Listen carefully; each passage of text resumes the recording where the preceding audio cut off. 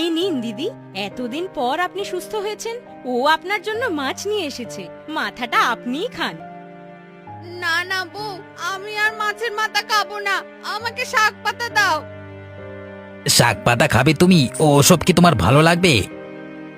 এছাড়া কোনো উপায় নেই গো। এতদিন অসুস্থ থেকে বুঝেছি মাছের মাথা থেকে সারা জীবন শাক খাওয়া ভালো। এই মুড়ো খেয়ে কি অঘটনটাই না ঘটেছিল। ঠিক বলেছিস মা, শাকসবজি শরীরের জন্য ভালো। এটা যেমন পুষ্টিকর, খেতেও অনেক সুস্বাদু। হ্যাঁ বাবা, আজকে থেকে আমি এই খাবারই খাবো।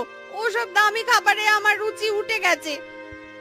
যাক, অবশেষে তোমার শুভ বুদ্ধির উদয় হয়েছে। আজকে থেকে ছেলে মেয়েগুলো ওর মাছের মুড়ো খেতে পারবে। হ্যাঁ জামাইবাবু, ওটা তো ওদেরই খাবার।